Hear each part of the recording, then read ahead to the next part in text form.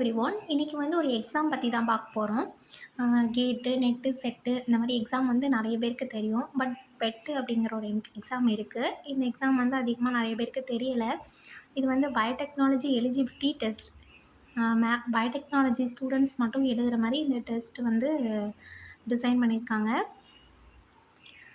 Net எழுதுனா JRF கிடைக்கும் அப்படிங்கிறதுக்காக வந்து நெறைய பேர் நெட் எழுதுவாங்க. பட் இந்த எக்ஸாம் எழுதுனாலும் நமக்கு வந்து ஜேஆர்எஃப் கிடைக்கும். ஸ்டைஃபன் அமௌண்ட் வந்து இந்த எக்ஸாம் எழுதுனாலும் குடுப்பாங்க. இது வந்து ஒரு பிஹெச்டி என்ட்ரன்ஸ் எக்ஸாமா யூஸ் பண்ணிக்கலாம். எந்த ஒரு இன்ஸ்டிடியூட் ஆர் யூனிவர்சிட்டி ஜாயின் பண்ணதுக்கு. தென் இதை எழுதுறதுக்கு வந்து எலிஜிபிள் வந்து எம்எஸ்சி, எம்டெக் வந்து முடிச்சிருக்கணும். பயோடெக்னாலஜி ஓரியன்டடா. அதாவது எக்ஸாம்பிளா பார்த்தோம் அப்படின்னா agriculture biotechnology, animal R veterinary biotechnology, medical biotechnology, food biotechnology, தென் இண்டஸ்ட்ரி பயோடெக்னாலஜி, தென் என்விரான்மெண்ட் பயோடெக்னாலஜி இந்த மாதிரி முடிச்சவங்க வந்து இதுக்கு எலிஜிபிளாக இருக்காங்க. இது வந்து ஃபஸ்ட்டு 2 இயர்ஸ் ஜேஆர்எஃப் அப்படியும் நெக்ஸ்ட்டு 3 இயர்ஸ் வந்து எஸ்ஆர்எஃப் சீனியர் ஃபெலோஷிப் வந்து கிடைக்கும். அமௌண்ட் வந்து ரூ. 25,000 ரூ. 30,000 வந்து இருக்கும். ப்ளஸ் வந்து ரெண்ட்டு அந்த இதுவுமே கொடுத்துருவாங்க அப்படின்னு சொல்கிறாங்க. தென் இதோடைய ஏஜ் லிமிட் வந்து 28 ஏஜுக்குள்ளே இருக்கணும்.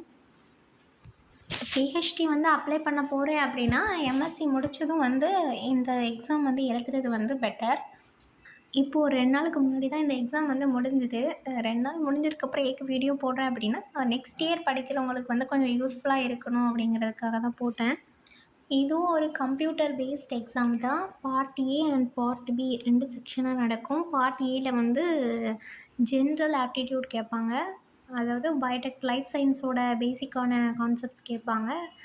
தென் வந்து பார்ட் பி வந்து நம்ம செலக்ட் பண்ணுற மாதிரி இருக்கும். இப்போ பார்ட் ஏ பார்த்தீங்க அப்படின்னா ஜென்ரலாக பயோடெக்னாலஜியை பற்றி கேட்டிருப்பாங்க. தென் பார்ட் பி பார்த்தீங்கன்னா நீங்கள் வந்து செலக்ட் பண்ணுற மாதிரி இருக்கும்.